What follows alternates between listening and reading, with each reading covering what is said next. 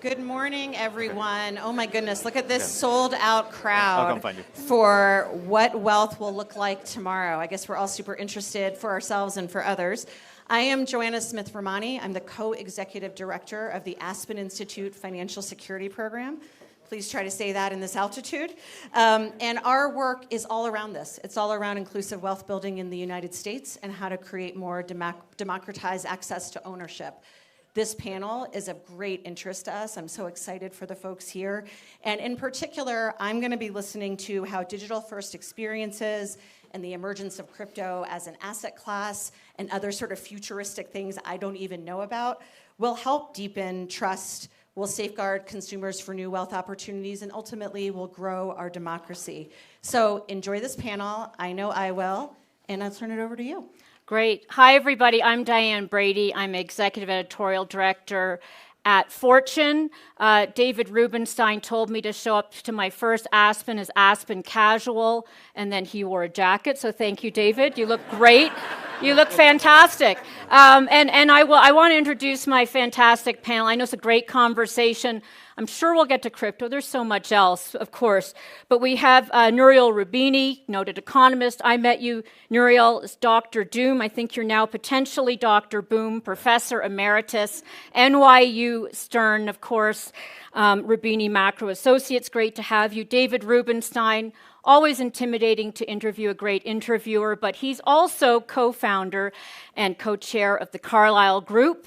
And last, certainly not least, Arjun Sethi, who's co-founder, co-CEO of Kraken, the crypto exchange. I'm going to start. I remember speaking to a Finnish business leader and asking, why are you one of the happiest countries in the world? He says, Diane, it's all about how you define happy. So let's define wealth. Let's start with that, because wealth can be money, it can be the economy, it can be purchasing power, it can be many different things. So Arjun, I'm going to start with you. How do you define wealth? Let's sort of put it in the context of today before we start talking about tomorrow. Yeah, well, thanks for having me. Just a quick correction, I'm not the co-founder of Kraken. I'm the co-founder and chairman of Tribe Capital. Oh, that's right. You're also do Tribe Capital. I'll check my notes next time. No worries. There's a problem with. Obviously, the companies that we start and we run and we incubate has a very specific value set in terms of how we think about access and innovative ideas, et cetera. But at least the way we or personally, I think about wealth. It's really just a world where I want to live in that's permissionless, that I don't have to ask the institution for permission to do something, and that I have the right to say no. And so, there's the basics. And I like frameworks in general, which is you got the Maslow's hierarchy of needs, and so then you move up the stack, and what do you want to be able to do from there? And so, the further up you go up the stack, then you can start thinking about what wealth may look like from a health perspective or governance perspective, but at least the way in which we think about what we're trying to build for what we say the future is already here, but it's not evenly distributed, is how do you sort of continue to move up that stack with digital asset securities, et cetera. Excellent. David, how do you define it? Well, first, this is casual for me, but usually I have a tie, but I just want to ask, how many people here are happy to get up on a Sunday morning to listen to us rather than be at the Bezos wedding? How many of you turned How many of you turned down your Bezos wedding invitation to come here? Well, thank you for doing that.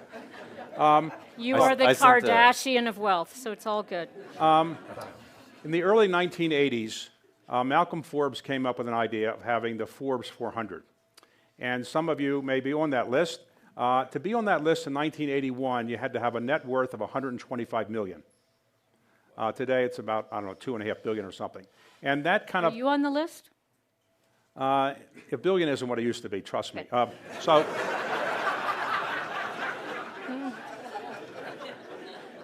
The truth is that kind of bastardized what happiness is all about. This country was started with the Declaration of Independence declaring that we want to have the ability to pursue happiness.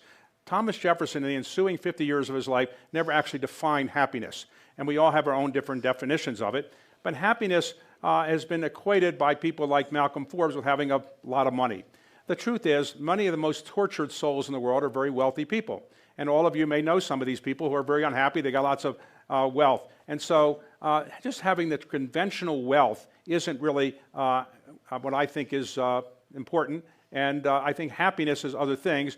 And I think in the future, we're not going to measure people's wealth by how much money they have on the Forbes 400 list, but how many things they can do that are more important. For example, we will be able 10 or 20 years from now, be able to tell you, whether you want it or not, how long you're likely to live. Through artificial intelligence, people will be able to go around, and through other medical devices that are going to come along, you'll be able to know that you're going to live X number of years more. And the people that are going to have the highest wealth are the people that are going to be the ones that can say, look, I have on my forehead, says I'm going to live 50 more years. You're only living 10 more years. So isn't it better to be living 50 more years than living 10 more years, even if the 10-year person has some more money?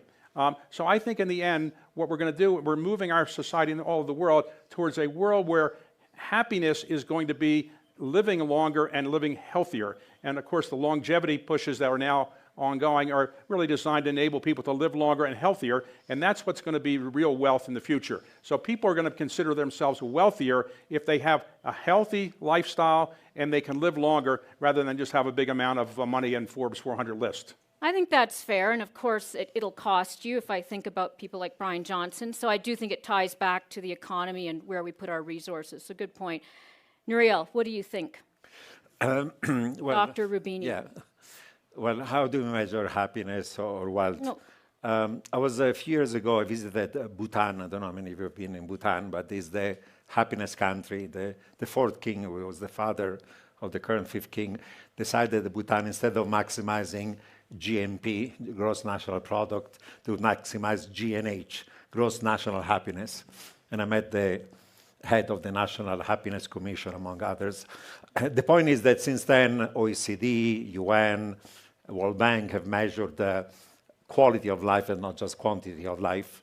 Human development indicator have to do not only with real and financial wealth, the way we traditionally define it, but also environmental health, social wealth, human capital, having community, and other things are important to life. There are actually some economic studies suggest that the correlation between happiness and per capita income depends on your level of per capita income. When you're very poor and you're almost starving and every day you have to look for food, water, shelter for yourself, your spouse, and your children, of course, if you're richer, you're happier. But after a certain level of per capita income, the correlation between happiness and per capita income becomes completely uncorrelated because other things in life become much more meaningful. So I would say, like you, I know plenty of billionaires who are unhappy, cranky, depressed, depressing, because if your self-worth is based only on your net worth, if you make 5 billion, somebody has 10. If somebody has 10, somebody has 100. If a boat, somebody has a bigger boat or a bigger plane. So that cannot be the meaning of life or wealth or happiness. And I think we're happiest when actually we don't do something for ourselves, but we do something for other people, for our community, for our loved ones, and for community at large. So the definition of wealth and happiness is to do with giving to the world rather than taking from the world. Let me pause a second before I want to go to Arjun to talk about what Kraken's doing. But you have, for much of your career, been seen as Dr. Doom, partly, of course, because you predicted with incredible accuracy what was going to happen in the last financial crisis. You have been much more optimistic recently about the U.S. economy and what the forces are driving it forward. Why? What changed your mind? Well, I'm a contrarian, so usually I go against the consensus. So when everybody was optimistic, I was pessimistic. But after April 2nd, the official conventional wisdom has been, because of the tariff, we're going to have a massive US and global recession. American exceptionalism is over. The US dollar as a global reserve currency is going to collapse, and American exceptional periods are going to go away. And I think all of that is nonsense. It's nonsense for a number of reasons. First of all, when Trump was elected in November, I wrote a piece and I said, some of his policies are going to lead to more growth and lower inflation. Some of them are going to lead to higher inflation, lower growth, such as, for example, tariffs, protectionism, restriction to migration, unfunded fiscal deficit, attacking the Fed, and so on and so on. We said that before guardrails are going to constrain the bad policy. The first one, most important, is market discipline. Second one is Fed independence. The third one is having good economic advisors like Scott Bessent. And the fourth one is that he has a team majority in Congress. The bond market risk feeling is the most important one because when the stock market started to crash after April 2nd, bond yields were higher, credit spreads went through the roof, and the dollar started to fall, then he panicked. And he panicked because he knew that would lead to a tightening of financial condition, a recession, you lose a midterm. And that's why he decided essentially to blink, meaning he controls Congress, he controls his party, controls the Supreme Court, he controls even social media because his former buddy Elon Musk controls X, but he cannot control the bond vigilantes. When I was in the White House during the Clinton administration, Jim Carville said something really deep. He said, if there is a reincarnation in my next life, I don't want to be reborn as the US president or as the Pope, allegedly the two most powerful people in the world. I want to be reborn as the bond market because I can intimidate anybody I want to. Right. And literally the bond vigilantes and the credit vigilantes and the FX and the stock market forced him to chicken out. This makes you optimistic. Well, it made me optimistic because I knew that he had to blink. Okay. And by the way, there's been this talk about the taco trade, but before the taco trade, there was the tallow Does trade. everybody know what the taco trade is? Trump always chickens out, is what it stands for. Yeah, but the tallow trade means Trump always lashes out first. And then when he lashes out, the market punishes him, then he chickens out. And then when he chickens out, he looks like a wimp and he has to lash out again. And initially, whenever he was lashing out, the market were collapsing. And he was chickening out, the market having sign of relief. But we've seen this cycle in the last 2 months, 3 or 4 times. So now when he lashes out, the market ignore him, like the other day when he said enough with Canada and the stock market went to another high. And then when he chickens out, the market are not having a relief because they already priced it in. We're going to come up with investment thesis for all of you. Do you want to weigh in on this before I go? On a couple of points. One, the phrase conventional wisdom was invented by John Kenneth Galbraith, and he later said conventional wisdom is almost always wrong. And so it usually is. So I'll tell you what I think the conventional wisdom is in Washington today about the economy, and it's probably wrong, as you suggest, probably the conventional wisdom is wrong. But I do think there is a debt problem that we have to address. Right now, when the country was first started, we had $70 million of debt that was assumed by the federal government, and almost throughout the country's history, we've had debt, but not all that significant. And really not until around in the year 2000, when George W. Bush came in and had some big tax cuts, did the debt amount of the United States government really skyrocket. Now we have roughly $36 trillion of debt, 36 trillion. We really have 38 trillion, but because we have a debt limit at 36 trillion, not until the big, beautiful bill passes will we officially be able to go up to 38 trillion. We really have $38 trillion, and I think heading to probably $40 trillion. Now, that's about 125% of GDP, which gives us the same kind of percentage of GDP as Venezuela, Greece, Lebanon, some other countries that are not fiscal superstars. So we do have a debt problem that we have to address, and basically we put our head in the sand over the last 20, 30 years because the bond markets haven't collapsed. I always thought in Washington, D.C., the bond markets would collapse with this much debt, and the bond markets thought people in Washington must know what they're doing. They wouldn't issue this much debt. And basically each set, the people on Wall Street and the people in Washington, really kind of were looking at each other to figure out when we should stop borrowing. But we can't stop borrowing because we have expectations for our citizens from what the federal government's going to spend that just exceed what we can really afford. Right now, the budget is about $7 trillion a year. We actually bring in tax revenues about $5 trillion, so we're borrowing about $2 trillion a year. And I think the new big, beautiful bill will probably exceed that a little bit more because of some of the games they're playing with it. So we're going to have a debt problem at some point. I don't know when it's going to be. But the most significant thing you should think about whenever you hear predictions is, and if you're ever going to make predictions 5 years or 10 years in advance, because people won't remember what you said 5 or 10 years ago. Don't make predictions of what's going to happen next month or 2 months from now, because people might come back to you and say, well, you said this a month ago. So I would say 5 years from now, probably the debt is going to be a significant problem we have to address. We'll talk about the 5-year plan. I want to go to Arjun for a second, because, you know, if there's ever a new day in Washington, it's for you. The SEC has gone from being your enemy to being your friend. I think, talk a little bit about, you know, what you're doing. You talked a little bit, both, Tribe Capital, of course, you're investing, but I want to talk about Kraken with the sort of tokenized equity, and a lot of people are confused about what's going to happen now with crypto and what that does to the investment opportunities. We didn't mention the Genius Act. Maybe we should mention that too. Yeah, I'll try to encapsulate in 30 seconds. No, I'm just kidding. Go ahead. Look, I was hearing them talk you brought up Thomas Jefferson, life, liberty, pursuit of happiness. I think one thing that's troubling for me, maybe a different generation, is the incentive alignment structure. When you get to a certain like life scale, like maybe flips, and you can say billionaires are happy or they're not happy. I've been happy along the way, and maybe it's like how do you set purpose for what you're trying to get done? And I'll get to crypto in a second because I think it's really important. Look, if you go to college today and you're part of the 80 million people that have like $2 trillion in debt, you don't have permission to do what you want. That's my perspective. And like you're forced to work, you're forced to try to figure out your way out. And then what it means also is you're forced to have government step in and help you with your life, right? So we're on another pendulum swing around democratic socialists, which, you can agree or disagree. And then there's the other pendulum, which is what we've seen with sort of like the MAGA movement. And then you see kind of people moving back and forth with it. This kind of started with Occupy Wall Street, et cetera. I think I don't think the future of wealth is ever going to be, hey, are you healthy, or how many like years you're going to live? Because we're just, we're human. We have like we're incentivized in the 7 deadly sins. So we love lists. We love likes. We like social media. That's not going away. I think that's actually just going to be perpetuated at a faster and faster pace. And given I've been in that industry and helped to perpetuate it, you can perpetuate really good stuff or you can perpetuate really bad stuff. And so I think now going to crypto, I think a lot of what you've seen in crypto in the first place is if you just take a look at the Bitcoin white paper, it was more of a reaction to traditional infrastructure, where traditional infrastructure you had to ask for permission.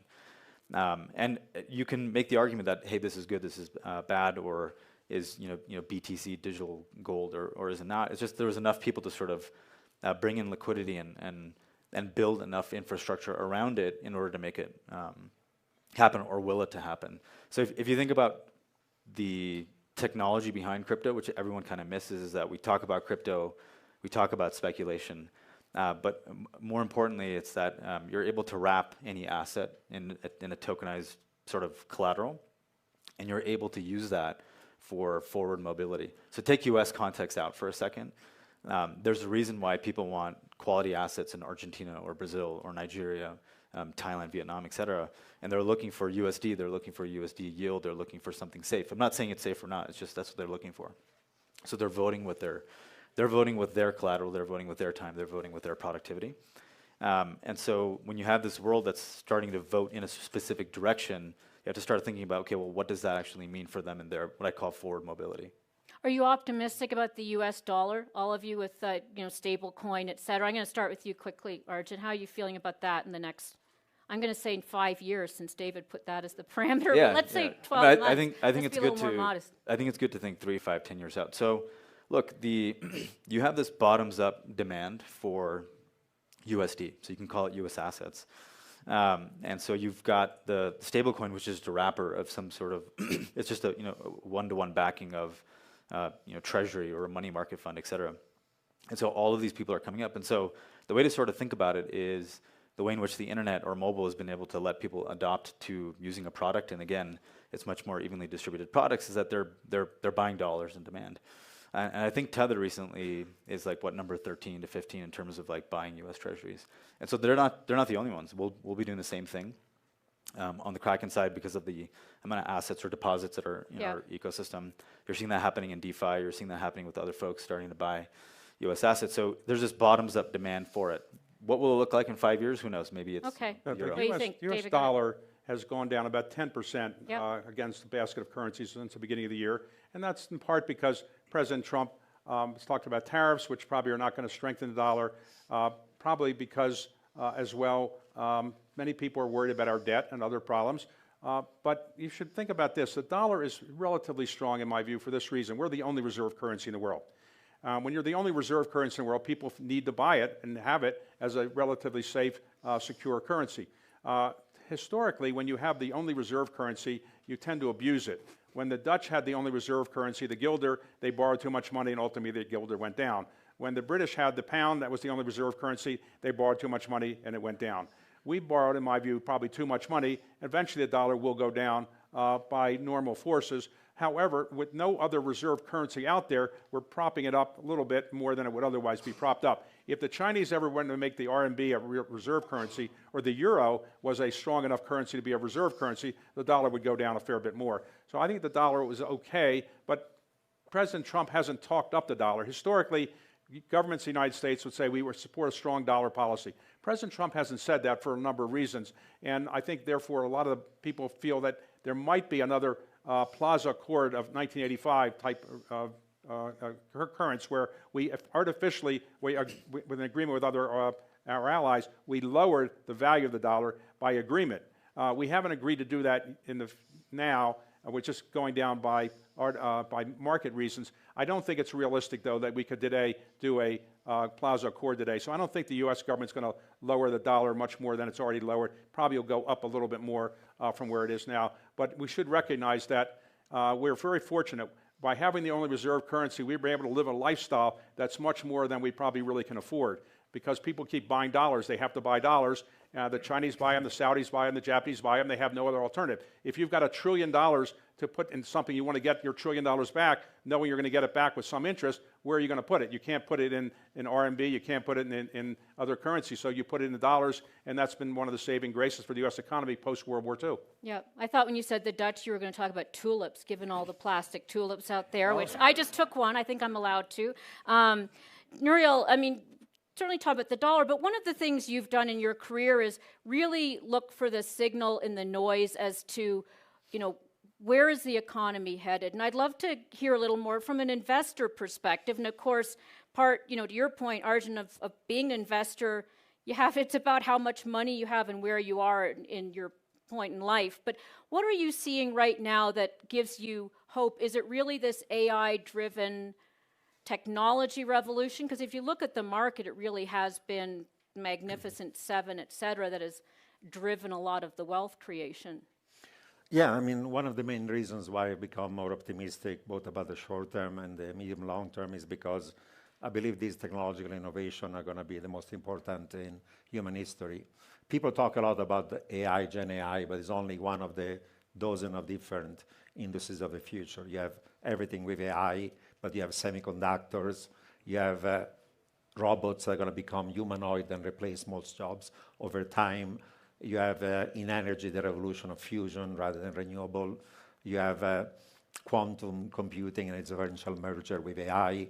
You have, of course, biomedical research is going to make us live healthier and longer. If you believe there's in Sinclair until 120.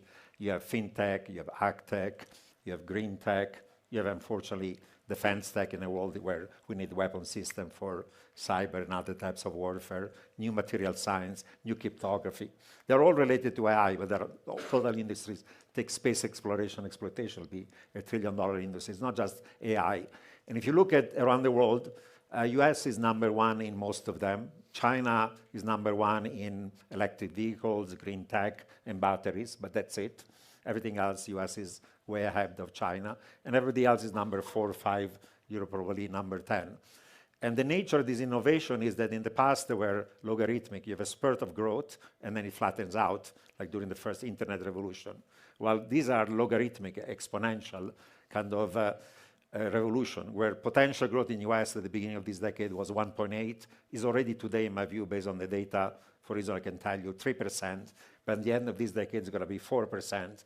By 2040, it's going to be 6%. By 2050, it's going to be 8%. So it's exponential. And if it's exponential, you have first mover advantage.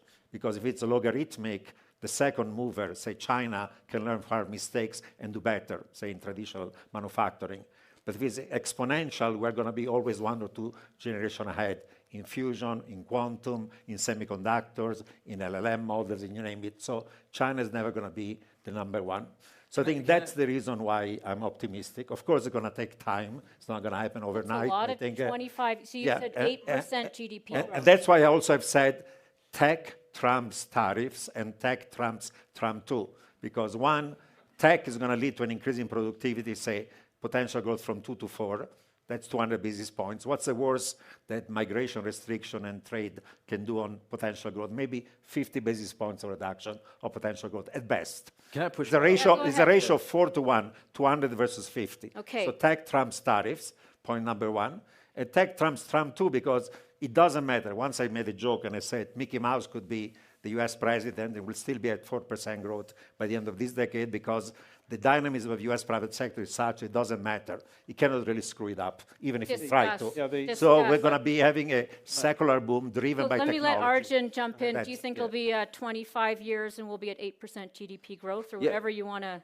My only pushback on this is that you need to have policies that promote building and innovation, right? So I've been building my whole life. I'm a technology optimist. It is really fucking hard to build today. Over the last 10 years, any company. So we have a humanoid robotics company, very hard. You've got every single regulation stopping you from being able to build this robot. If you were to go to China and build that robot, I can build it in less than 6 months for something that might take 2 years here in the United States. You have a power production and power distribution problem. You've got a power storage problem. And all the subsidies go in a very specific way, which is all the middlemen in between. So I'm paying lawyers more than I am anyone else. So even at Kraken, I think it's like, 5 to 10% of our budget is just lawyers, legal compliance.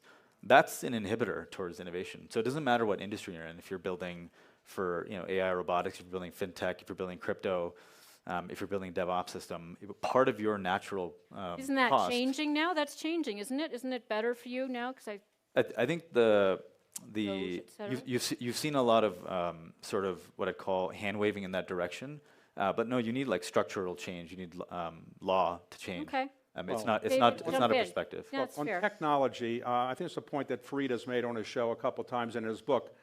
We have a smaller population than Europe. Europe had a bigger GDP than we did before the Great Recession, before the COVID came along.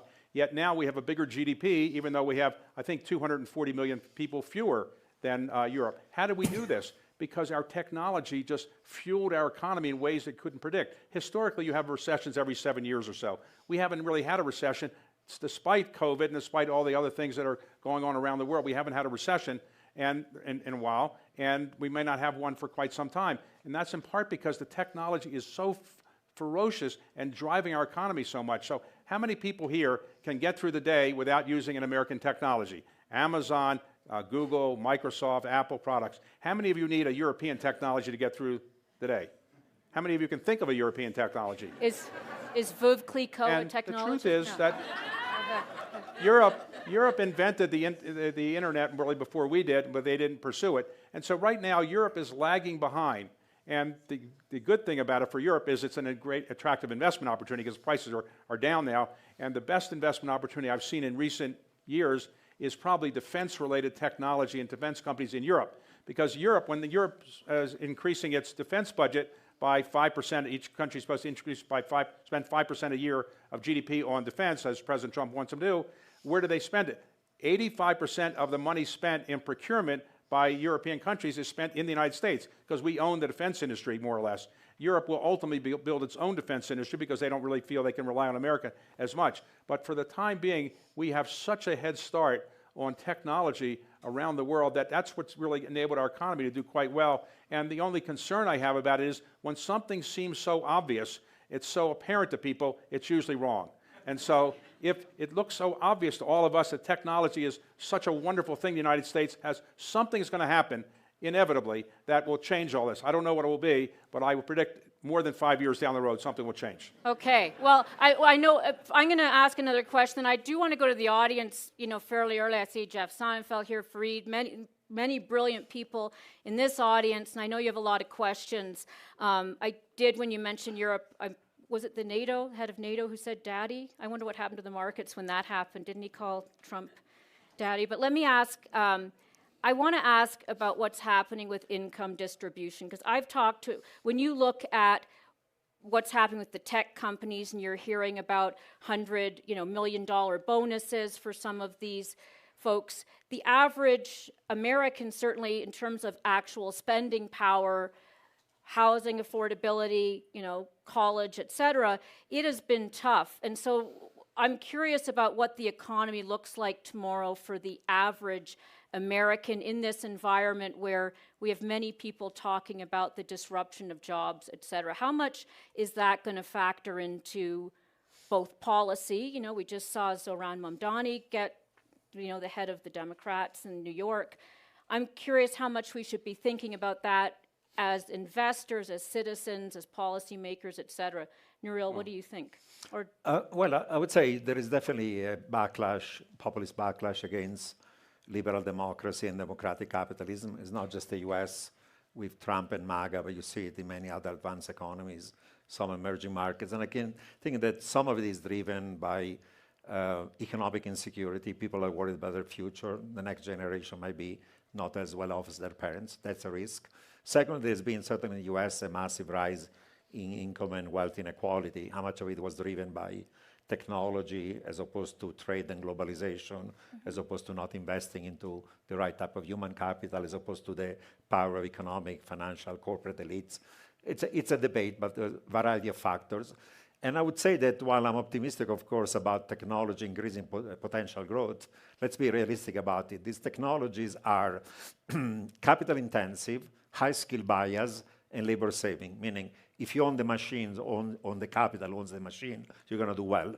If you are in the top 20% distribution of human capital, education, skills, like everybody in this room, AI is going to make you more productive. You're going to find ways of becoming richer, more productive, more efficient, more successful, and so on. But if you are a low value added or even a medium value added, blue collar, white collar, gradually, it's not going to happen overnight, it might take 10, 20 years, your jobs and your income is going to be challenged by technology. And by the way, people worry about, Trump is obsessed about migration and trade. Suppose, experiment, you close the border, there is nobody entering the United States, zero migration. Suppose you have 200% tariff and we have no trade with the rest of the world, total autarky. In the next 20 years, the destruction of jobs is not going to come from migration or trade. It's going to come from technology. Whether we like it or not, eventually, not in the short run, you have an increase in demand for labor, but eventually you have permanent technological unemployment. And by the way, until recently, people thought that was mostly white-collar jobs because Gen AI replaces those types of jobs. But we are on the verge of a revolution. It's going to happen not in the next 10 years, the next 3 years, where you'll have humanoid robots can essentially do any job that a factory worker can do, any job that a construction worker can do, any job that a housekeeper is going to do, and therefore manual jobs and blue-collar jobs that are the base of MAGA are also going to be massively disrupted. David, you want to weigh in Eventually, then? briefly, we need universal basic income, because otherwise it'll be a revolution. Right now, we really are a tale of two cities. We are the best of times for wealthy people in this room. We're at the best of times, probably have higher income and more homes and other things than any of you ever had before, and it's the worst of times for people at the bottom. Right now, you have about 20% of the adults in this country that can't read past the 4th grade level. They're functionally illiterate. If you're functionally illiterate, you have no chance of succeeding in our society. 80% of the people functionally illiterate are in juvenile delinquency courts, and about 67% of functionally illiterate people are in federal prisons. And we have increasingly large numbers of people who are functionally illiterate. And as that continues and grows, we are going to be really a country of two different countries, really. And right now, the American dream, which many of you probably believed in, I suspect many of you worked your way up and you got to be able to come to Aspen because you worked your way up and you're now part of the upper part of the society. Many people in this country don't believe in the American dream anymore. The phrase the American dream was invented in 1936 by a writer, and it was meant to convey the idea you could work from the bottom and get to the top. And now, many people in this country don't believe it when they're born in this country in lower socioeconomic classes. Blacks, Hispanics, other people, other minorities don't believe in the American dream anymore. The people that believe in the American dream are the immigrants. We have 49 million immigrants in this country, and virtually all of them came here because they believe in the American dream, and they continue to believe in the American dream.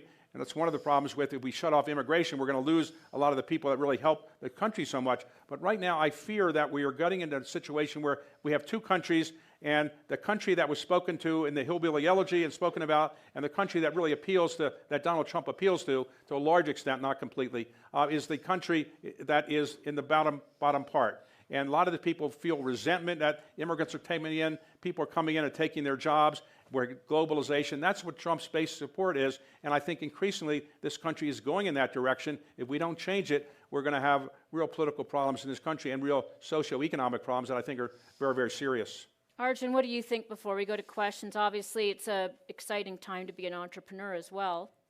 What do you think? Yeah, you know, I don't know. I come from an immigrant family, and I've just watched my whole immigrant family going from Democrats to Republicans. I think there's a lot of problems, obviously, but I think like just putting my math hat on, the tale of two cities in the United States has always been the case. There's always been power law.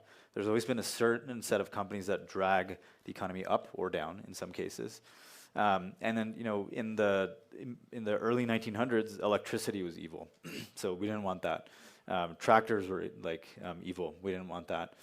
So I think like when you think about any technological innovation, there's this always scary thought that it's going to lose jobs. But we always kind of forget about how many more jobs have been created in the first place, Yep. illiterate or literate, right? There's a lot of illiterate people that are at a higher income bracket than ever before. So for example, if you take a look at influencers, we all kind of make fun of them, but they make more money than a movie star. Or than Are you saying influencers are illiterate? some of them. So you have the number 86,400 tattooed on. Is that the Bitcoin price you predicted, or what is that number? Yeah, well- 86,400. It's how many seconds we have in one day. Okay. Oh, that's interesting. Okay. Well, you're right. I mean, it's like the car was just a horseless buggy until we reimagined cities. So you're right that there is So like there if is you, the possibility if for you take a look at a humanoid robot, you can say they're going to take away our jobs, or they're just going to allow me to do 10x, 100x more jobs. or be my friend when I'm 90. That's It's what possible. I'm counting on. I'm yeah. counting on it being my friend. How many people here own Bitcoin? How many people own cryptocurrency? How many people wish they owned cryptocurrency? It depends at Wow. what price, right? So. I'm going to put my hand up for all three of them. Okay, I want to take some questions from the audience. We have mic runners. Just go ahead and.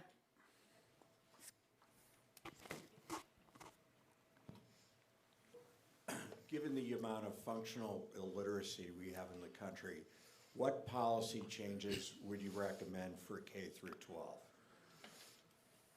I just went to that great session on Policy rewiring changes, childhood what policy? from kindergarten through grade 12. What can we do to address these issues that of illiteracy that are impacting the economy? Well, we have to, in my view, not give up on people from socioeconomic classes that are lower and let them have kids that don't go to school, and we shouldn't let kids drop out of high school. We have a system in this country where at a certain age you can drop out of high school, and we have a very high dropout rate, and it's very evident that unless you're an unusually talented person, you drop out of high school, you're not really going to have a great system. I think our education system has got lots of flaws, we all know about it, but we need to work more intensively with people from lower socioeconomic groups to make sure their children can read and they actually have food for breakfast and other kinds of things. And right now, I think the society is moving away from that kind of system that really, I think, enabled many people to rise up from the lower socioeconomic classes. My parents didn't have a high school degree, neither of them, and but they believed in education and they fostered my education. And more and more parents, I think, increasingly are feeling that the system is so weighted against them, and they have their children just feel they don't think that their children can succeed in this society, and many of the times they perpetuate that view, and the children ultimately drop out of high school. They don't learn how to read, and in the end, we're perpetuating a system where we're going to have a permanent underclass that's never going to rise up to the up middle class. I think the thing is that you have a tale of two cities, right? Even for schools. So, like, I'm one of those people who got kicked out of high school or dropped out, whatever it might be. We'll say dropped out. Yeah. I always go back to basics. If you take a look at the other emerging economies, they're copying a lot of our system, but they're doing things along the way that are actually right. Which is that if you're in like a tier 2 or tier 3 city in India, you have access to internet. If you're in a city that's like of the lower income bracket here in the United States, a lot of the students of Hispanic and African Americans, they don't have internet. And so they go to a McDonald's. And at McDonald's, they get access to the internet. And then when they're at the McDonald's, they're looking at TikTok, YouTube, whatever. That's very different than my two kids that go K through 12, and they get access to the internet, they get an iPad, they get more things than I ever got in my whole life. That's a huge distinction. So when I just think about the top of the funnel and the basics, which is like, okay, we want to educate our kids. Are we just putting them into a daycare and saying, or a jail cell in some sense, for a couple hours? Or are we trying to educate them? Can I ask before we go to you mentioned actually about universal basic income, and I grew up in pre-Thatcher Britain, so opinions about that. But the one thing we haven't mentioned before we go to another question is the great wealth transfer, this $84 trillion that is going to the next generation. which means they won't necessarily have to work their way up. They're going to get a lot of money to invest from people in this room and outside. How does that impact the economic landscape, if at all? Is that 84 trillion taxed at 50%? Very good point. I don't know. I make speeches saying I'm giving all my money away so my children will read these speeches and don't think they're going to get any wealth transfer, so they'll work harder. Because, you know, if you give all your kids, all your money to all your kids, what incentive are they going to have to really work hard? So as you all know, if you have money, the hardest thing to do is figure out what to do with it toward the end of your life. Do you give it all to your kids? You give it away? Giving it all to your kids is generally a prescription for having a next generation not be very successful, in my view. And so I think the wealth transfer will occur, but I hope it doesn't occur where everybody gives all their money to their kids, because it's not going to be a great thing for society. Yep, Muriel? I'll make the following caveat. There is a very unequal distribution of wealth in the US. About 80% of stocks are owned by 10% of the households, and 60% of it is owned by top 1%. So there'll be this transfer of wealth, but like everything else, there's income and wealth inequality. It's not as if everybody's going to become rich. Yep. Those who are sons and daughters of billionaires and millionaires are going to do fine, but the average person, middle class, lower class, is not going to have much wealth to be transferred to them. So they still have to work hard. That's fair. I'm going to give my Visa bills. We have a question. I'll just hope to get to you, but we'll get back there, and then we'll come up here. Thank you all very much. My name is Dustin Ross. I'm a consummate optimism, gave a talk on optimism. I am profoundly pessimistic about the U.S. debt situation. And as a younger person who is hoping to build, accumulate, maintain wealth at some point in my life, how do you navigate the cognitive dissonance of participating in the economy, investing in the economy, and knowing that the most fundamental thing in our financial system is broken? Yeah, I mean. Yeah, at some point people have to pay. Go ahead, Muriel. Listen, I worry about unsustainable debts around the world, including the United States, but I will make the following observations. First of all, Europe is growing barely 1%, while US is going to grow 3-4%. And that is a debt relative to income or GDP. So we're going to grow that fast. I think that debt ratio is going to stabilize and eventually is going to fall. So it looks like large in absolute number, 36. It looks like rising as share of GDP, but in my view, by the end of the decade, it's going to flatten out. Two, as I said, there is market discipline. You know, in other countries, when you screw up with the deficit, the market punish you. Your sovereign spread goes through the roof. Your currency collapses. Your stock market collapses. You have to adjust. Used to be emerging market in the last decade. Greece, Italy, France. Take the UK. Liz Truss stayed in power how long? 44 days, because she did a fiscal stimulus that the market did not like. The bond spreads went through the roof. The pound collapsed, and she fell out of power. So if this policy lead to an unsustainable increase in the deficit, bond yield are now 4.5 for 10 years, are going to go to 5, 5.5, 6. Mortgage rate already at 7. If you have bond yields at 7, you'll have mortgage rates at 9. That's not sustainable. So I would say if they become explosive, the market's going to force an adjustment, even in the case of the United States. But I do believe that actually growth in the US with some moderate fiscal adjustment is going to resolve the problem. If you're worried about US debt problem, you should be worried more about the one in Europe or Japan, where the demographic is worse, there is not innovation, potential growth is lower, and therefore the US, relatively to other advanced economies, is in a better shape. So no relatively scenario in speaking. which Well, we have a demographic problem too. Our population is aging. We're not reproducing at the pace we should, and But usually usually migrant. we don't have the immigration that used to. For a population to stay the same, women of childbearing age need to have 2.2 children on average. We are now at about 1.6. Well, we make up that 1.6 to 2.2 historically by immigration, but we're not having that much immigration right now. So we have a serious demographic problem. When the Social Security system was set up in 1934, the average life expectancy was 65, and you could retire at 65. So you're pretty much dead by the time you could retire Social Security.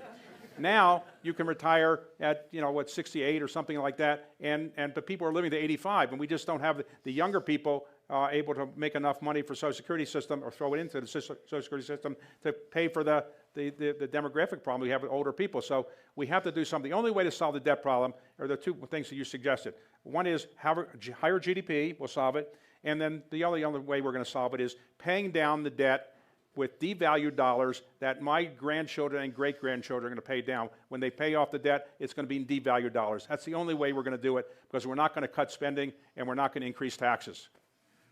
Inflation can devalue the real value of long-term debt once. Look, you're If an it goes on, then eventually rates go higher. So how old are you? Look, I think it's just really important for people like you to just get involved in DC. Like the first time I've seen a larger conglomerate of people come in and get involved, including myself. I go to DC probably like every week now. That's to start to push this idea. Every week you're in DC. Probably. I think to lobby for We DC. need stories. We need stories. Yeah, my DC policy guy's there right now, nodding his head. Look, I think like you guys have to push as well, which is we do actually have to spend less. We have to make it more efficient. Social Security is a Ponzi scheme, like right off the bat. Like how do you fix that longer term? How do you grow your way out? Like we have to do all of these things. It's multiplicative. It can't be just one thing that's going to solve all of our problems. We have time for another question. Go ahead. Yes, I thought that we were going to be talking as part of this talk, which has been terrific, by the way, and I agree with most of the things you said. I thought we were going to be talking about which assets, new assets, are going to be securitized. That's an excellent point. Which new assets Are gonna would be you invest and in? which old assets are going to be desecuritized? Okay, Is we the have banking industry going to be desecuritized, and are the new assets that should be securitized are mineral rights, which I understand the country has, maybe it's an exaggerated number, $350 trillion in mineral So, rights. Hilda, I'm going to cut you off just because we have 4 minutes and 20 seconds, and I want to give them a chance to wrap up.